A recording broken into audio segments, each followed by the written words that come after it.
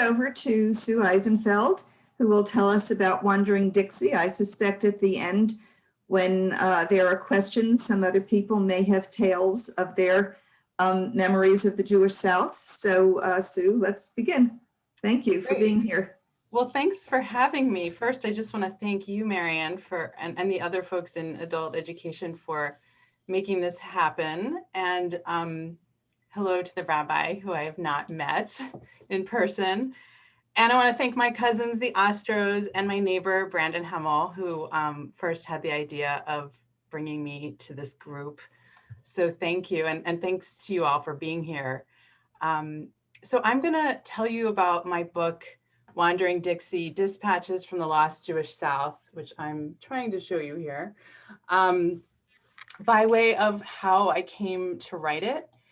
And after I tell you a bit about the book, I have some photos to show you, and then I'm very much looking forward to your questions. I know that some of you are from the South, perhaps, and so I'm eager to hear your stories as well.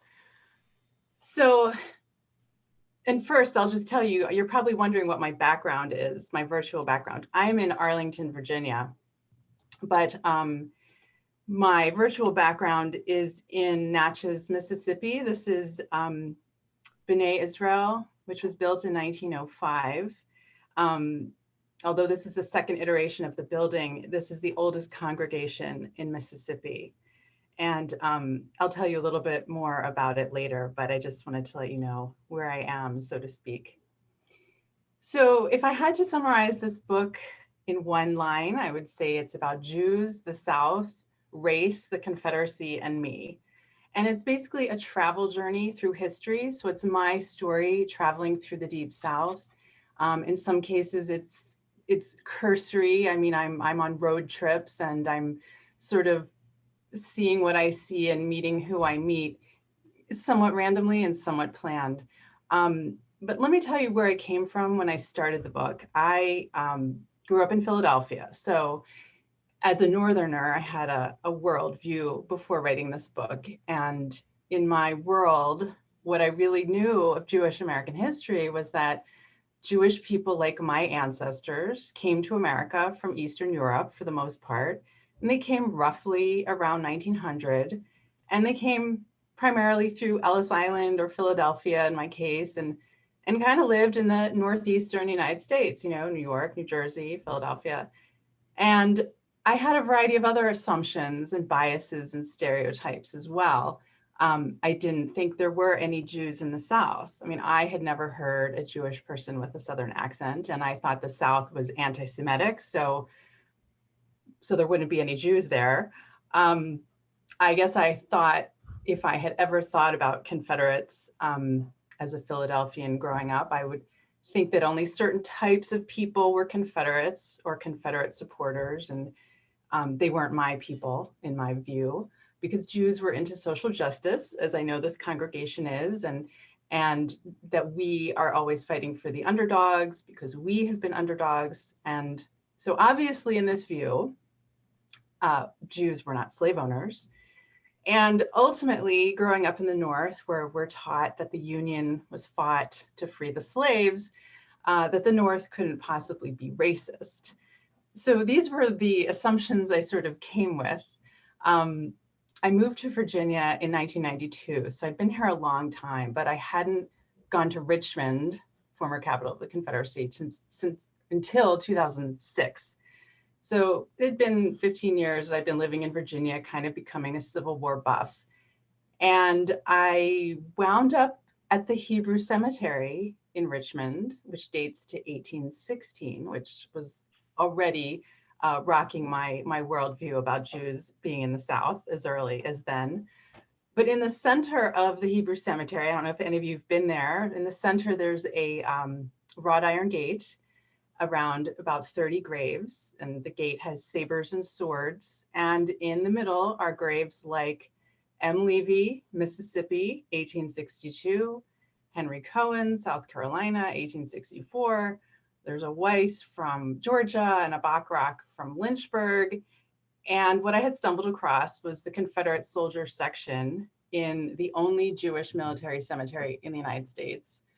And this is what started the book for me. My big question in finding this cemetery was, how could the Jews have fought for the South, the so-called side of slavery, when we commemorate our freedom from slavery every year at Passover? This is a question that a Northerner who didn't know anything about Southern history would ask. And this was kind of the genesis of my book, although I didn't actually start working on the book for many years. It got into my craw, and it was something I couldn't put away. So at least 3,000 Jews fought for the South, just for reference, and about 7,000 for the North. And of course, the basic answer to that question, how could they have fought for the South, is that wherever Jews landed in America, whether it was the North or the South, was a better place than they had come from after the millennia of escaping inquisitions and conversions and expulsions and massacres and pogroms and whatnot. They come to America, you land in a certain state, and that becomes your home and sort of a sacred place, a sacred, safe place. And so to them, America was the greatest country. They came here and they could, generally speaking, live free, generally speaking, practice their religion, rise in social status, run governments, gain the respect of their Christian neighbors. And so one rabbi in Charleston in 1841 said, "The synagogue is our temple, the city our Jerusalem, this happy land our Palestine." And in fact, Rabbi Bertram Korn, who is a scholar of Jewish history and the Civil War and also practicing rabbi in Philadelphia, had said, "Nowhere else in America, certainly not in the antebellum North, had Jews been accorded such an opportunity to be complete equals as in the Old South." So I was kind of fascinated with this idea that Jews were so welcomed into the South and had lived here for so long, coming here as early as the 1600s. And I decided I wanted to see the South that had welcomed the Jews in this former Confederacy. I wanted to see what it looked like, what people sounded like. I wanted to go to the temples and the homes and businesses and cemeteries and hear stories of the descendants. So I'd never been to most of the Southern states. No one I knew had ever been to places like Mississippi and Alabama. And I wanted to find out what Jewish life was like and what it was like to be Jewish. And some of the things I found may be true, possibly, for small rural communities in other places as well. But I have really just limited my view to the South. And some of the things I found were that some of these places, they really had to work harder to be Jewish. They had to drive farther to synagogues, maybe a few hours away if they didn't have one in their small rural community. A lot of these places had no rabbi. They had lay leaders, or they had traveling rabbis who served them. And another thing I found was that it seemed, for the most part, that people were Southern first and Jewish second. Like they made do with the conditions that they found themselves in. So for example, in a lot of these small rural places, which is where I decided to go when I traveled, they didn't have kosher butchers. So they didn't necessarily keep kosher. And there are a lot of stories in the book about food issues, basically having synagogue luncheons and other things, serving ham biscuits, shrimp mousse, pork roast to break the Yom Kippur fast. I mean, some of the stories are funny, even as they are also sort of sad. And so I went to these small rural towns because there are still plenty of Jews in the metropolitan areas. And what I found when I went to the small rural places was that many of them were actually what I began to call the lost Jewish communities. These were places where the Jewish community maybe once was thriving, but over the decades, they've left to go to bigger cities for better opportunities. And so by the time I was traveling, there were maybe 7 Jews left in some of these places, or 4, or 1, or there were no Jews left. And anyone who was there was working to save the temple, or in some places there was no longer a temple, or they were working to save the cemetery, and in many cases is overgrown and in disrepair. So the book is a travel journey of my experiences going to these places in the Deep South, telling the stories of the lost communities, and also using this lost Jewish South as a fulcrum to tell a larger story about America. So it sounds like a very Jewish book, which it is, but what wound up happening is also because of the nature of the times and my curiosity, I guess, it also turned into a book about the lost, hidden, and denied African-American history, and specifically the intersection of African-American history in the South with Jewish history in the South. So there are 2 points of intersection in particular that I cover in the book: the civil rights movement and slavery. In terms of the civil rights movement, I was influenced in part to address this issue because I'm distantly related to Andrew Goodman, who was one of the 3 civil rights workers who was killed in 1964 doing voter registration work in Mississippi. And I was going to be traveling in the area where he worked and was killed. And then I found myself also traveling from Selma to Montgomery, realizing this was the epicenter of the civil rights movement, so that I had to address it in the book. You know, I intended this book originally to just be about the Civil War and Southern culture and Jewish life, but then it really took this this different tack once I found myself in the South. And I wound up talking to a man in Selma who kind of opened my eyes to different perspectives about the civil rights movement I had never known. So I had always just known that Northern Jews went down south and did all this great work on civil rights. But what this man from Selma started telling me was that, you know, this was a very difficult time for Southern Jews because they lived in the tenuous trust of their white neighbors, who might be KKK or White Citizen Council, who were also the customers in their stores. And so they were in this tough position of like, not necessarily wanting those Northern Jews to come down and be agitators, because it left them really vulnerable, and they were very worried about their survival, their business survival, and also their lives. And so this becomes a big question, and something that, you know, I'm hoping readers might ask themselves, like, there's this gray area. And I always wonder, like, was it justified for them to sort of hold back a little bit, or was it cowardly? And it kind of makes me ask questions, you know, today about like my actions, and readers might ask about your actions, you know, how do we fit into that gray area of being concerned about safety and also wanting to be activists for issues we care about? So that's one issue that I cover in the book. In terms of slavery, I don't know about you, but when I first learned that Jews were slave owners, this was extremely shocking.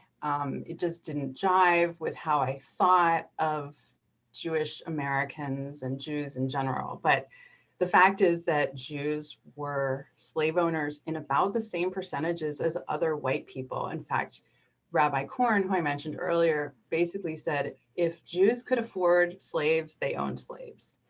So people ask always about like percentages. So I'm going to give you a little bit of data here. In the 1860 census, it found that 25% of all households in the South owned slaves. And in South Carolina, 46% of households owned slaves. And in urban Charleston, 87% of households owned slaves, including 83% of Jews. So that gives you an idea about how even it really was between Jewish people and other white people. Now, one thing I guess we can feel relieved about is that Jews tended to own fewer slaves because they didn't tend to own large plantations, which is where 90% of the slaves were held. And so people often ask at this point, what about Jewish slave traders? If you read stuff that haters have written, they always write that Jews dominated the slave trade. And that is not true, as my research has uncovered. But Jews did participate in the slave trade. They were ship owners, slave importers, agents who resold slaves. However, according to Rabbi Korn, again, Northern Jews were actually more active in importing slaves from Africa than Southern Jews. So a lot of what this book was for me was just uncovering all kinds of information that I never knew.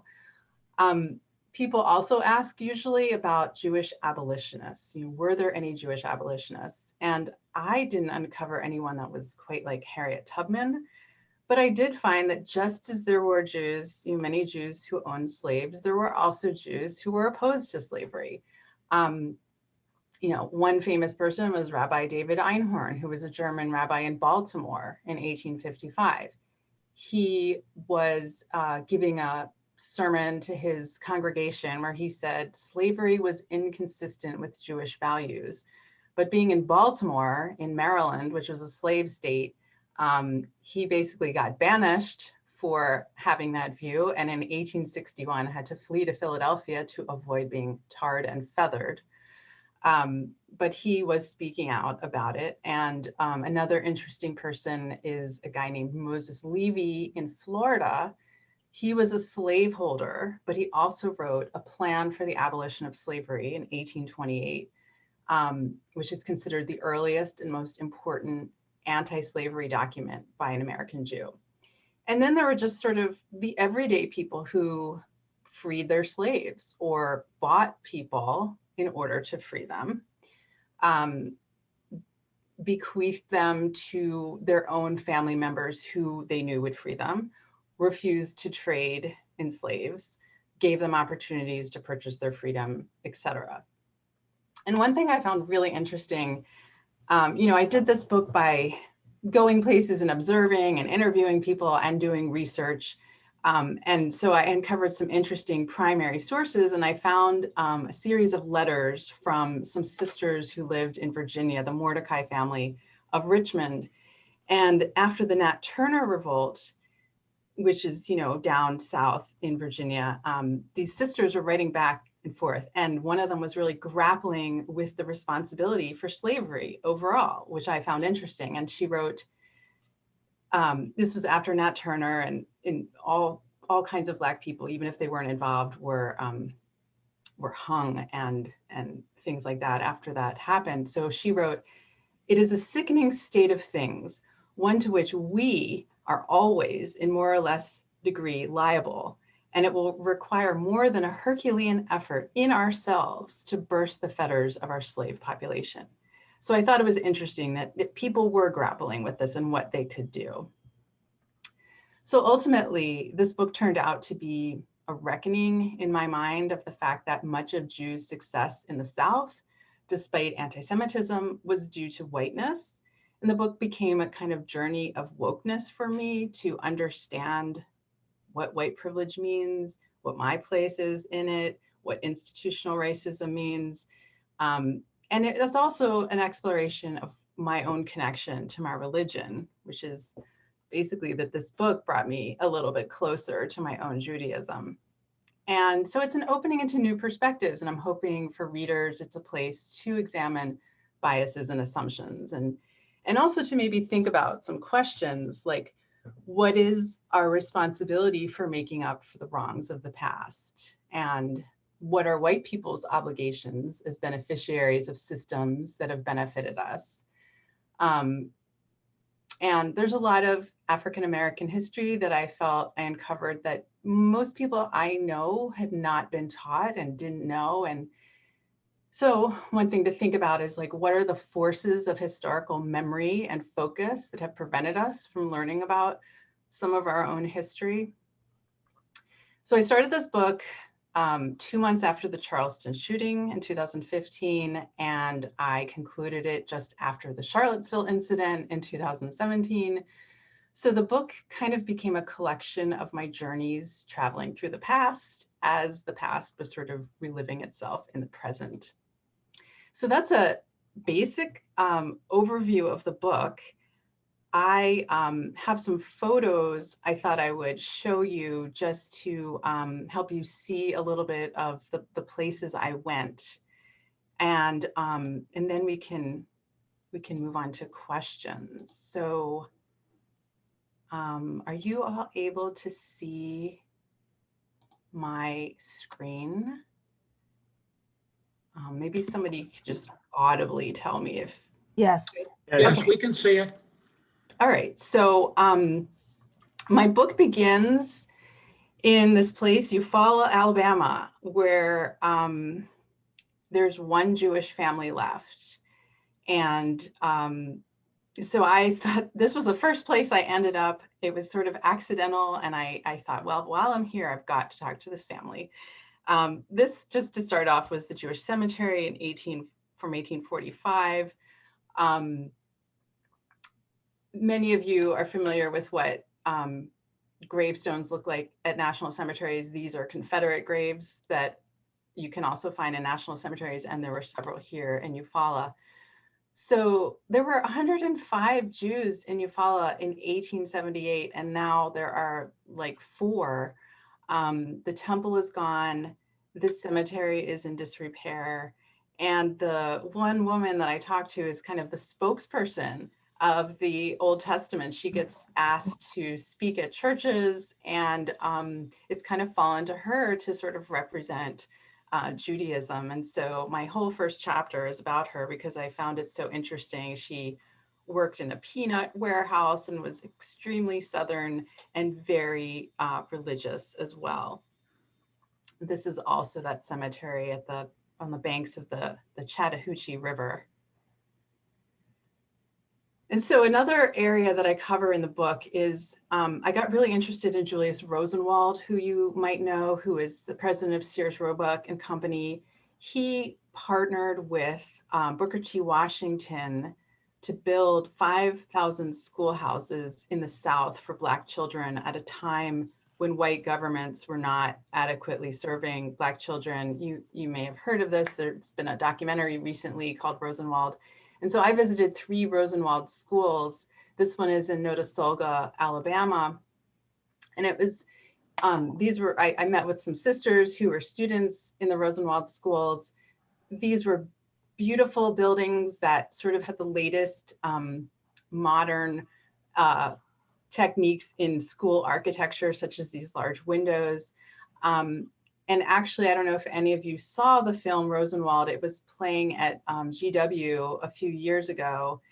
And a gentleman stood up in the audience who had been a Rosenwald student and said, a Rosenwald school student, he said, if it hadn't been for Rosenwald, he said, we would have been 100 years behind where we are now. So this was an example of a Northern Jew coming down South and really making a huge difference in people's lives. The way it worked was that he supported 1/3 of the school costs. The white governments contributed 1/3, and then the people in the community themselves contributed either the land or the sweat equity.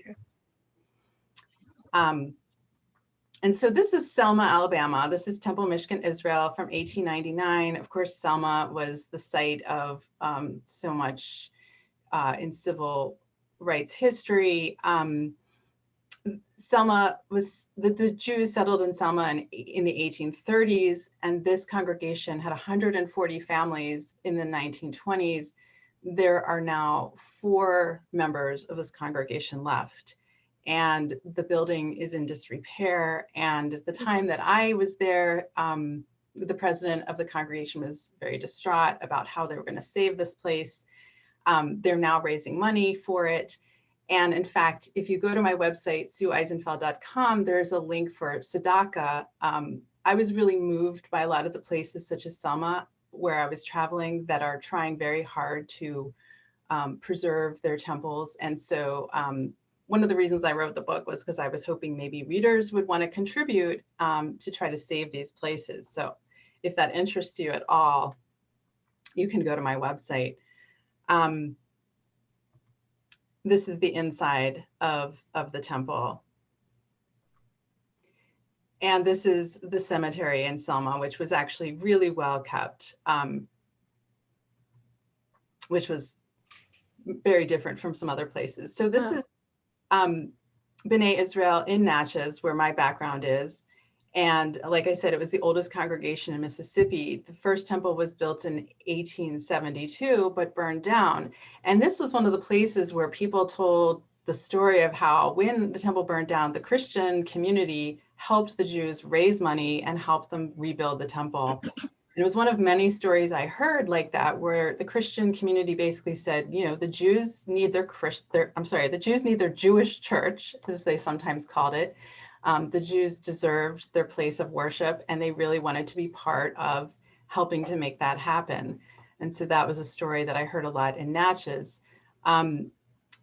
As in many places in the South, the Jews first came as peddlers. They were there as early as the 1700s. Then they became, you know, store owners.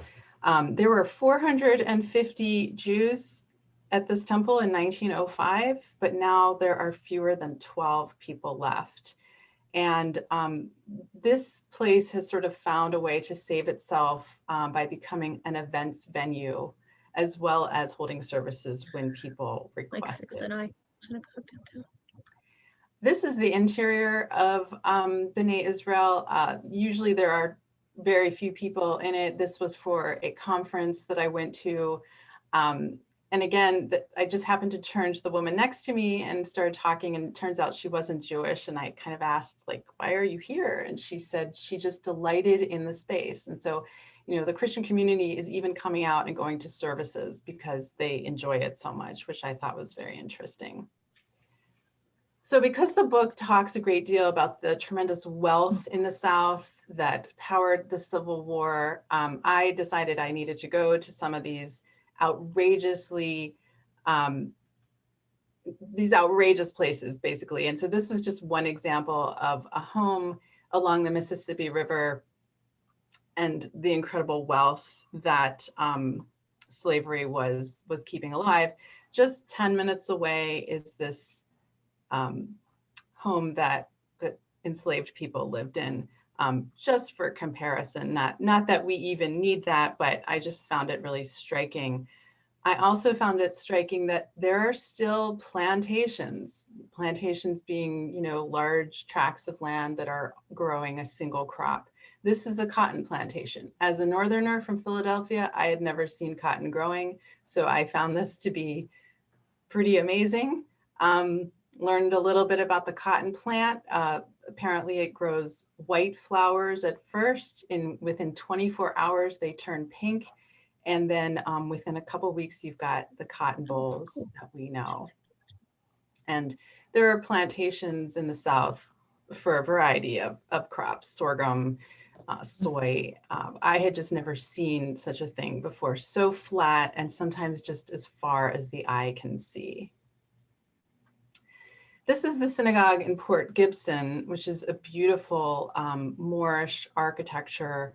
The first Jews came here in 1839. There were 171 Jews in 1905, and now there are none, not a single Jewish person left in this community. Like I said, a lot of these synagogues have found different ways of trying to save themselves, becoming events venues or museums. This building was actually purchased by a private individual, and it is now a Messianic Jewish church. This is one of the synagogues that was in operation in Clarksdale, Mississippi from 1910. The congregation began in 1896. There were, you know, hundreds of children and families in the 1920s, and now there are fewer than 7 people left. There were 2 synagogues in this town. Neither one of them is operational anymore. And so it's sort of one of the sad stories. Now, this was another interesting part I thought of my travels, was that, you know, in any of these small towns, it may have seemed like there were no Jews left. But then you would see, well, Shankerman's is an old Jewish business that began, for example, in 1919, or sometimes you would just look down at the tile, like this Kirstein's, this front tile walking into a store. This was a business from the 1920s. Sometimes you would look up and there in the window, which looked like just a metal grate in a window, would actually be a Star of David. So there were these clues. Here in Greenwood, Mississippi, I looked up and saw this old building, Klein and Blumenthal department store. It's from 1905. It's no longer a department store, but there were these signs that the Jews had been there in many of these places. And this is St. Francisville, Louisiana, which was an interesting place. This is Temple Sinai from 1902. The first Jews came in the 1850s. But this first temple wasn't built till 1902, and then it had closed already by 1921. There are no Jews left in this community anymore, but the temple has been restored as an event space. And this is the outside. Many of these old synagogues look like churches. This is also in St. Francisville. This is an old home from 1885 called Evergreen Zine, which is Yiddish for surrounded by greenery. And this was one of the saddest places, Natchitoches, Louisiana. There is one family left who is taking care of this cemetery. They're not even Jewish anymore because of conversions and intermarriage over the years. And there's hardly any money left to take care of the place, and it's in disrepair. And so I write a bit about that in the book, this particular place where a father and son has sort of been hanging on, trying to take care of the cemetery. Now, this doesn't look like a very Jewish picture, but I was going to be going through Arkansas, and I saw that there was a town called Felsenthal. Being in Eisenfeld, seeing Felsenthal, I just decided I had to go there. There are many towns in the South named after Jewish people, and this is one of them. This town was founded by a bunch of Felsenthal brothers for their timber industry, their timber company, and it became a company town. They had a Felsenthal Opera House, they had Felsenthal Bank, Felsenthal Hotel. This was in the early 1900s, I think it was like 1904. It lasted a few years, but actually they were getting flooded too often. So they abandoned it. Now there are no Jews left. It's sort of a hunting and fishing camp kind of place. And because of the great deluge of water in the area, it is also now the Felsenthal National Wildlife Refuge. And you can see this was not a great place to have a town with that kind of water. And finally, I just wanted to mention Charleston. I spent 2 chapters on Charleston, even though Charleston is not a lost Jewish community, very active, thriving Jewish community with several synagogues. But, you know, I realized that there's so much that happened in Charleston. 40% of all enslaved people came through Charleston's port to America. It's also the site, of course, as you know, of the beginning of the Civil War, first shots at Fort Sumter. It was really where Reform Judaism in America began. Some of the earliest Jews of the country came through here. The oldest Jewish cemetery in the South is in Charleston. So I spent a lot of time in Charleston. And one of the things I really wanted to do in this book was to explore a Jewish slave owner. And I wound up doing that in Charleston. And I investigated this guy, Mordecai Cohen, and his 2 sons, David and Marks, who are all slave owners. But what was really interesting, and what's just food for thought on this idea of Jewish slave owners, is that this guy was really respected in the community.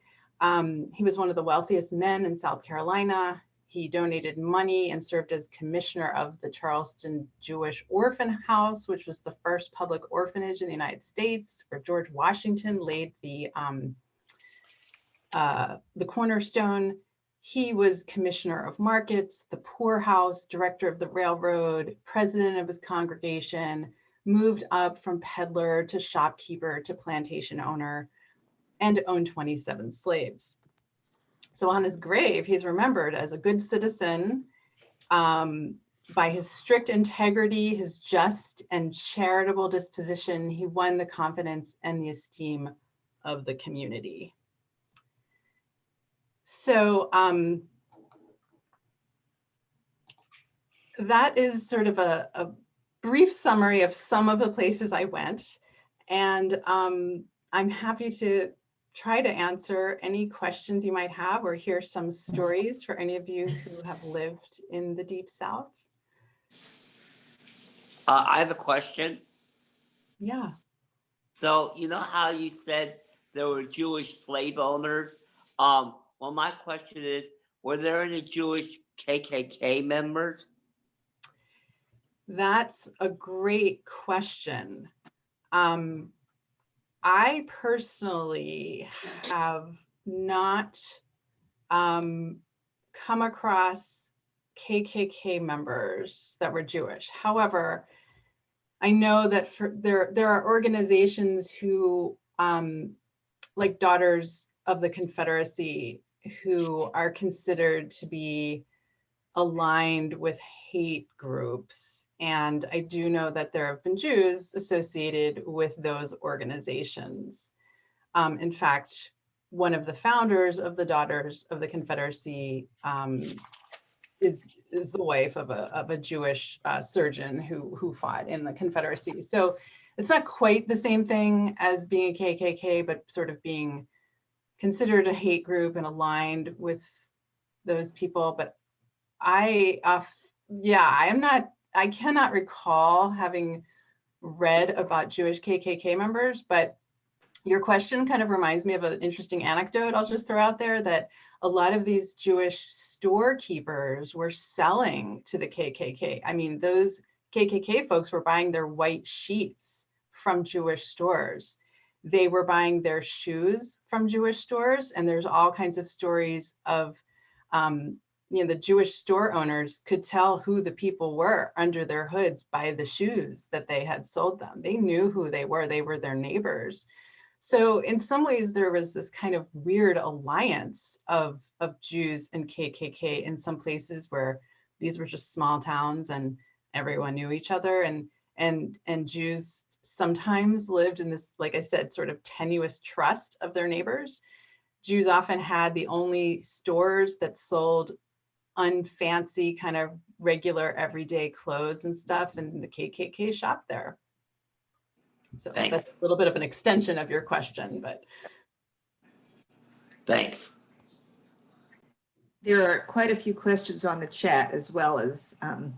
Okay, yeah, well, let's go with Howard. I see your hand up, Howard. And Hey, Marion, thanks, if you yeah. want to help me field these questions too. Sure, I'd be happy to. Thanks so much for coming, and I'm really looking forward to your book. I know a lot about the South, having been down there a lot as a civil rights activist and then civil rights attorney, and also for music until COVID. But what I wanted to say is I think your observations are very accurate, particularly the fact that a lot of Yankee Jews like me went south in the civil rights movement. However, the local Jewish communities were not active. You're right, but it's easy to maybe criticize them, but kind of picking up on Ben's question about the Klan, you have to remember that as I found out in a scary fashion, the Klan's kind of an equal opportunity hate group. They're very, very, very big on anti-Semitism, anti-Catholicism, not real big on women's rights back in my day. And of course, like LGBT rights would not have even come up. I mean, I heard anti-Semitic stuff that I hadn't heard since I was a little kid growing up in a small Western town. So yeah, it's easy to criticize from afar, but once you go down there, you can see it's a much more complex and kind of scary situation. But I look forward to reading the book. I did a memoir of my time down there, and like you, I came to be kind of fascinated by a lot of the culture, and I still am. The music, the food, it's a fascinating place in so many ways, but boy, they really are a prisoner of that history. Well, yeah, so I'll just say, one thing that I talk about in the book is that although the Southern Jews didn't want to be the super activists and kind of wanted the Northern Jews to go home, at least based on the people I talked to, they also did do some subversive actions that were hidden. Like one woman said they would invite Northern Jews to stay with them in their home to give them a place to stay while they came down. But, they didn't really like broadcast that. They also gave money to civil rights organizations and things like that, but they didn't want to do something really overt that would potentially jeopardize their business. They even said if it wasn't going to potentially jeopardize my father's business, you know, they would X, Y, and Z, but they didn't. Yeah. Thank you. That's so interesting about your experience down there. Yes, I see someone, Gail and Nikki. That is very, very interesting. Thank you for sharing this with us. On a trip that my wife and I took through the South, we were in a community that historically the rabbi has spoken out against slavery, against slavery and desegregation. Mm-hmm.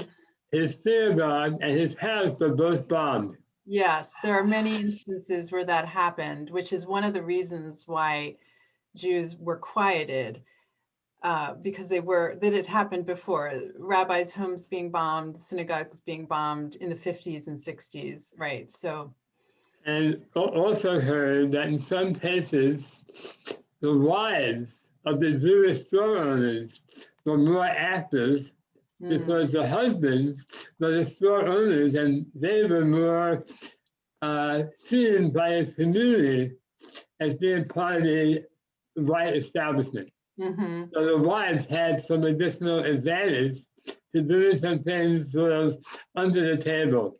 Interesting. Thank you for sharing.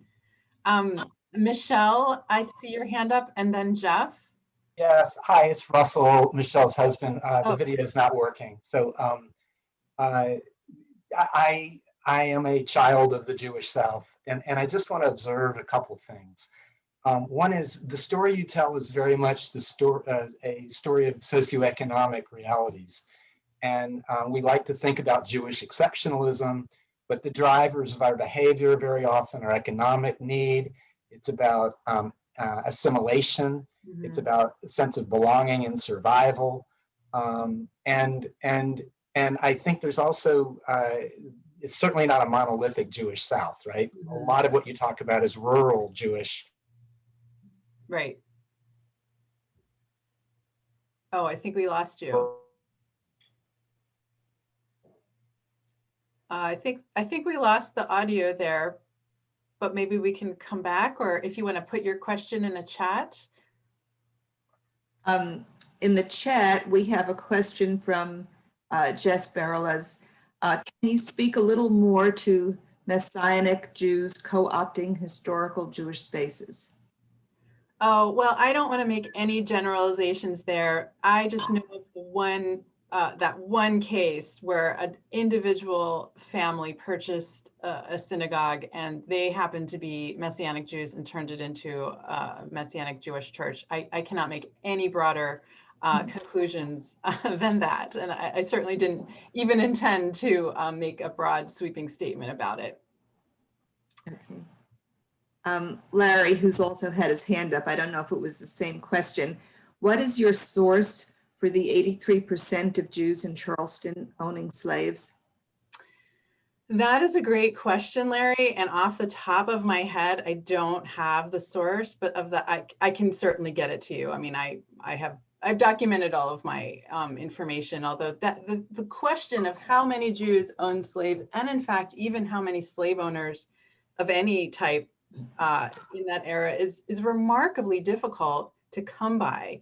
So I probably have a whole collection of sources together that I can send you if you're interested. And I apologize that I don't happen to have that number off the top of my head for my source. Okay, am I still on? Yeah. Yeah, it was just on that note, I had read somewhere that in the early 1800s, Charleston, South Carolina was considered the New Jerusalem. Do you discuss that, amplify that more in your book, or do you have more information about that? Or would that be a whole different lecture that we really don't have time to get into now? Well, I can tell you a few things. I do get into that a little bit in the book. I mean, Charleston is one of the oldest Jewish communities in the country. and they actually had the highest percentage of Jews in the country up until about the 1830s, more than New York. And what we're talking about here is a difference of like 500 people versus 400 people in like 1830.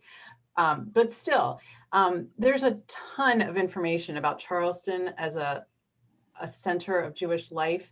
In my book, I give a variety of sources, and you can just flip through them to see some places to get more information. But I'll also just tell you that, and even today, Charleston is a very active Jewish community, and there are a lot of programs that are going on that you might want to join on Zoom through the South Carolina Jewish Historical Society and the College of Charleston. The College of Charleston has a Jewish studies program, and those two groups together have been putting on lots of programming about Charleston's Jewish history. So if you're interested in learning a ton more, those are really great places. And I know that Jeff Lightman has had his hand up for a while. I know there's other questions in the chat we can come back to, but let's go to Jeff for a second, because Jeff's my neighbor too. So.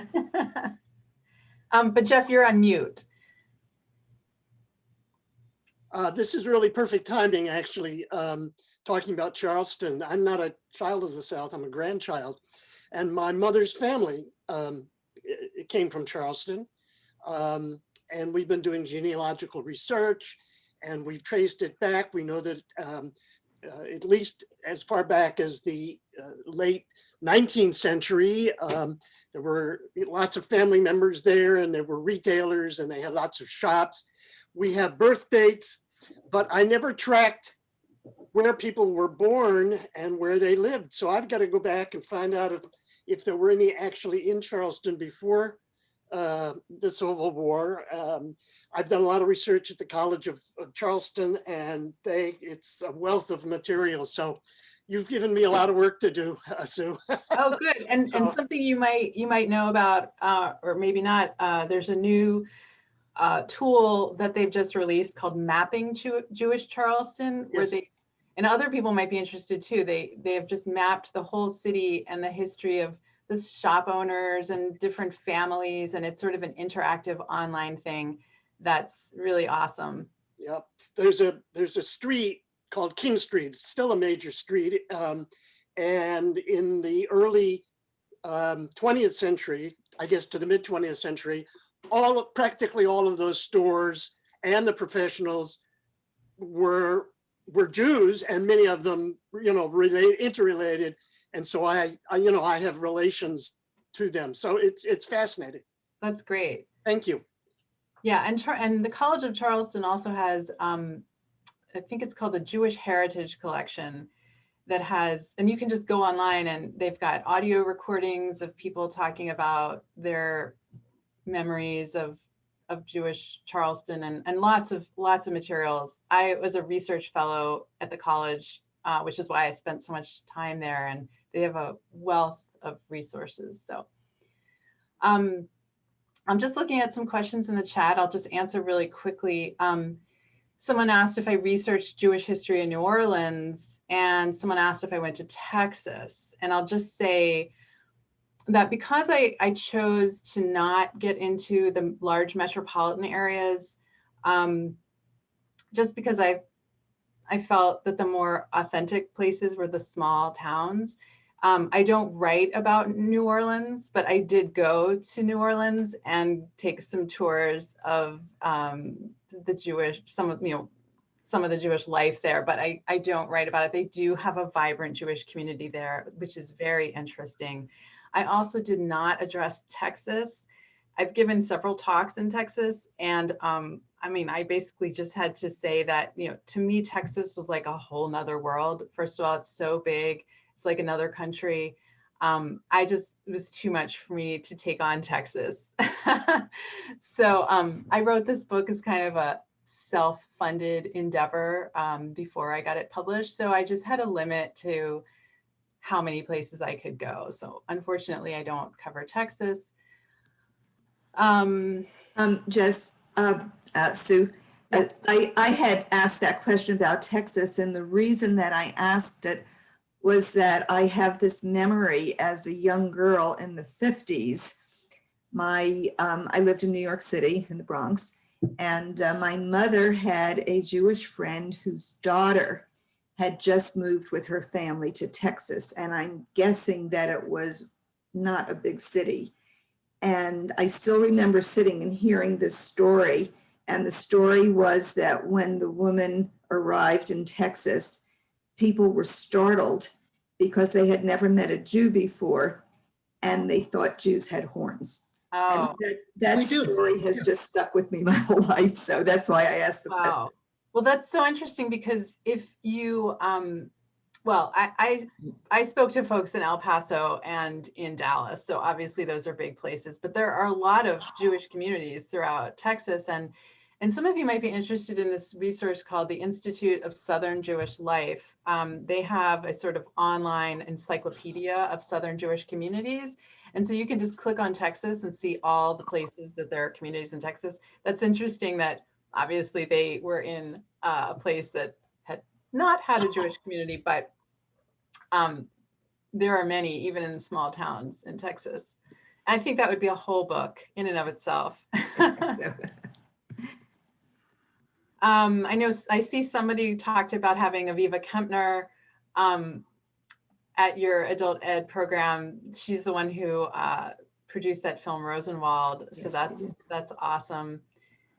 And I see someone's asking a question about in the South, were the Jews largely Ashkenazi or Sephardic? That's a great question. You know, scholars have often talked about 3 waves, so to speak, of Jewish immigration to this country, although they were not like super discrete.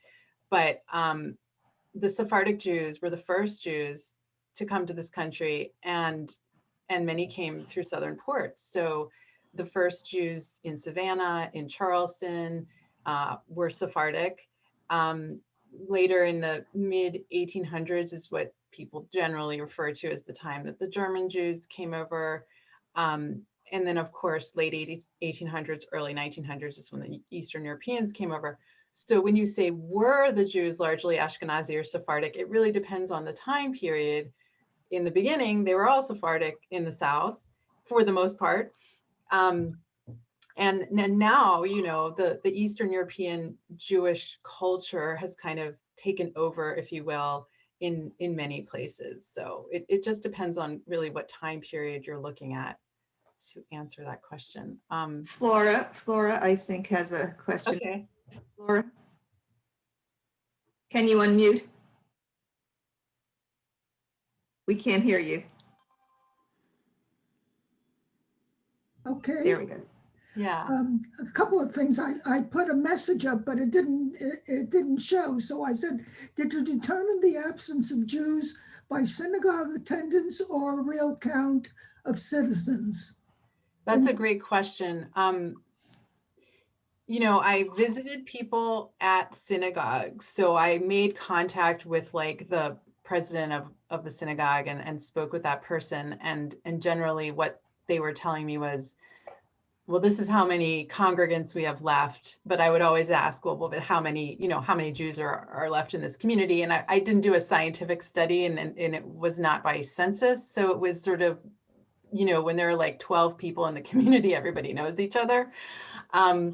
So like in Natchez, for example, there are 12 Jewish people who live in that town at the time I went there, and some of them sometimes come to services. So it wasn't super scientific, but it's like there were so few left overall. I think like in talking about Selma, that there are 4 congregants left. There probably are a few other Jews in the community other than the 4 congregants. I don't, you know, it's changing by the day. When I was there were 7 people left, a few have died, but you know, you get the idea that there are very few people left. And like in Sumter, South Carolina, for example, there are, I think, 40 Jewish people left, but only a handful come to the once in a while Shabbat services. I just wanted to also let you know that our Howie Feinstein wrote a book that was quite an interesting book about his experiences. Yeah. And I went to the University of Georgia for a couple of years, when I was in the 40s. And all my roommates, except one Greek girl from Virginia, were from little teeny towns in Georgia. One of them, with whom I was still friendly after I graduated and married and had a child, was from Knoxville. And she asked me when I visited my mother to come by her farm so I could show her father that my then baby boy did not have horns. So Oh my gosh. really, that was 1951. Wow. Thank you for sharing that. Does Julie have a question? Yes, well, I just wanted to comment that my grandfather was a store owner and migrant to Flagstaff, Arizona around 1900. And at that time, the underclass was Native Americans, not Blacks. And I've been trying to think about the parallels in the community because obviously most of the white population treated the Native Americans as second-class citizens. And I know that my father grew up with a very, very deep sense of injustice. And I keep trying to think, did he inherit that from his parents? And was that a Jewish attitude, or was that something that came from elsewhere? And how does that parallel the Southern experience? And I don't have an answer for that. It's now raised the question for me to go back and search my family history a little bit. Yeah, interesting. Very interesting. I saw that somebody had a question here about Judah Benjamin, and I'll just mention briefly, he's such an interesting character. Actually, so Judah Benjamin, Jewish guy from the islands who I believe grew up part of his life in Charleston, became Secretary of War and Secretary of State of the Confederacy. I believe he's also Attorney General of the Confederacy before that. And so what I find actually really interesting about him is that Jefferson Davis, the president of the Confederacy, chose a Jew in those highest roles. I mean, you know, he is, if you read Eli Evans' biography of Judah Benjamin, he talks about what an amazing thing it is that Jefferson Davis appointed a Jew to these highest roles and was actually like the first president, if you will, on this continent to appoint Jews at such a high level. So I find that whole thing really interesting. But then Judah Benjamin himself, very interesting. You know, he was a slave owner. He wasn't super practicing Jew, married outside of the religion. You know, if you're interested in him, I would recommend this biography by Eli Evans, which is fascinating. There are a lot of interesting Jewish people like this who played unusual roles and were interesting representatives of their religion. I noticed there's a comment in the chat. I was going to bring it up also about the election of John Ossoff in Atlanta.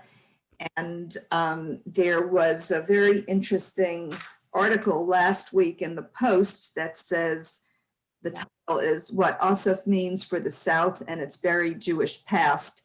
And they talk about the lynching of Leo Frank. And I wonder if you have any comments about whether his election reflects any kind of a change in the landscape. Yeah, I was really pleased to see that opinion piece because I'd been thinking the same thing too, that here's a state where people lynched Leo Frank. Basically, he was accused of murder and put in jail. People yanked him out of jail and killed him without even waiting for a trial because he was probably put in jail to begin with due to anti-Semitism, certainly killed due to anti-Semitism. And now the state has elected a Jewish senator.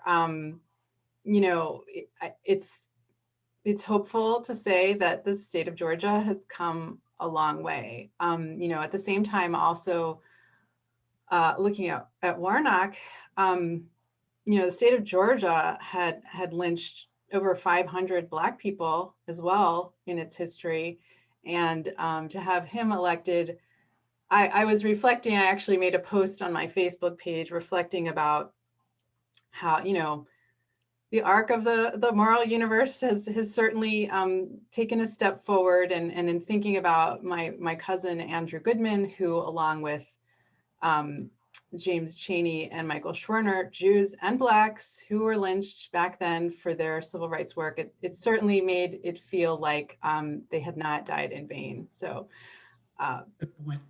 I was pleased to see them. I have another question. Can I just jump in and say sure. something about Jonathan Ossoff quickly? Please, yeah. My husband David's cousin is actually cousins with Jonathan Ossoff, and she shared a post last night that when he took the oath of office, he had in his jacket the ship manifests for their shared great grandparents when they came over from Ellis Island, and he brought that with him. So anyway, I thought that was kind of like a cool little detail that a family member was sharing last night. So I thought I would just jump in and say that. Yeah, that's awesome. I have another question. I wanted to, oh, How about Ben and then Stephanie? Okay. Thanks. So so you know how the Jewish, you said there were Jewish slave. My question is, were the Jewish slave owners like Judah Benjamin, for example, were they like I don't want to say nicer, but were they like a little more sympathetic or a little less crueler to the slaves than the non-Jewish slave owners, like the Christian slave owners, for example, or most slave owners? That's a great question, Ben. And it was Thanks. something that I was also interested in. And in one of my chapters about Charleston, which I hope you'll read, I think I answer that question, which is to say, no, they weren't any kinder. And what I do in that chapter is present side by side a slave's view of what it was like being a slave at one of the Jewish slave owners' plantations versus what the slave owner thought that a slave's life was like at a Jewish plantation. And the difference is remarkable. The slave owner thinks that the slave is completely taken care of and fed well and, just would have no complaints. Then you hear the words of the slave who is not given enough food, tortured. The guy's hungry, so sometimes he has to lay down because he's faint because he hasn't had enough to eat. So then he's considered lazy and he's whipped and sent to what was called the sugar house, which was a torture chamber, basically. I mean, the atrocities are unbelievable. And yet the slave owner just thinks life is peachy. So I have not come across anything suggesting that Jews were any different than any other slave owners in their treatment of slaves, generally speaking. Perhaps there's some circumstance in which they were, but I didn't come across it. Do you think they were worse? I don't know that they were worse. I just think that they treated their, slaves were like machinery. They were not treated as human beings. They were treated as machinery and expected to produce a certain quantity of product per given number of hours. And so if you didn't do that for whatever reason, you were punished. Yeah. Stephanie, you have a question. yes, hi. I just wanted to say, I wanted to comment on a comment you made that it was a hard life for Jews in the South. And I just wanted to say, growing up in Colorado, it was not probably as hard, but it was not easy. So I'm just pointing out that it's not that different today in Midwest, in some small towns that, it's sometimes I found that people in communities that do have to work harder, but it may also mean, a different type of community for you if you are the one doing it. Whereas then I went and I actually migrated to New York for college, and it was like I was surrounded by Jewish people, but yet who were not as involved in their religion. So I just wanted to make that point, and thank you again for coming today. Yeah, thanks for bringing that up. I mean, one of the things that I'm kind of doing in the book is I'm from Philadelphia. I live in the Washington, D.C. metropolitan area, and I'm talking about how I've never really felt like I needed to be an active part of the Jewish community, right? Because it was always happening around me. Someone else was taking care of it. I could join it when I wanted. It would always be there. I didn't have to work hard for it. And I never really was that. I've never belonged to a congregation. So then going down south or going to anywhere, I guess, where there's smaller communities, not as many people, not as many resources, they really had to work harder. But I also think they were a stronger community because of it. They were all involved. I mean, so many of these places had lay leaders, and they just took it upon themselves to become the lay leaders. Some of them weren't even all Jewish. Some of them were, maybe had Jewish background in a few generations ago, but I mean, so it was just a kind of different relationship to their religion, much more tightly knit communities, taking on much more of a personal responsibility for keeping their religion alive. And so it was a really interesting experience for me. I felt very welcomed, and it was a nice feeling, I guess. There's also differences in metropolitan areas. Like, generally, a lot of the congregations are very expensive to be a member. There's a reason for that. But these places, they're just so grateful for anybody who wanted to come. There was sort of less of a barrier of being part of the community. Well, I want to thank you so much. I think we've gone like 15 minutes over with all the questions and comments people have. This was strictly fortuitous, but last week we had, as our MLK Day Adult Ed, two wonderful women, a Black woman from Richmond and a white woman from Denver, who belong to this group called Coming to the Table, in case you haven't heard of them. And the talk was on the legacy of slavery and reparations in the South. And part of what this group does is it explores family history, and that includes white family history as well as Black family history. And it turns out that the woman from Denver, who was one of the leaders of this, had discovered in her grandmother's attic that her history was not only part Jewish, which she hadn't realized, but that there had been slave owners in that history. And so this talk today just beautifully complements and enriches, and vice versa, what we heard last week. So I want to thank you so much, and I can't wait to read the book. Thank you. Thank you so much for all of you for being here, and thanks for buying the book. Okay. Good to see you all. Okay, next week is Jewish, Israeli, Palestinian peacekeeping and conciliation efforts. So we'll see you next week. Thank you all. Thank you. Thank you. Great session. Bye-bye. Very good. Bye. Thank you. Bye.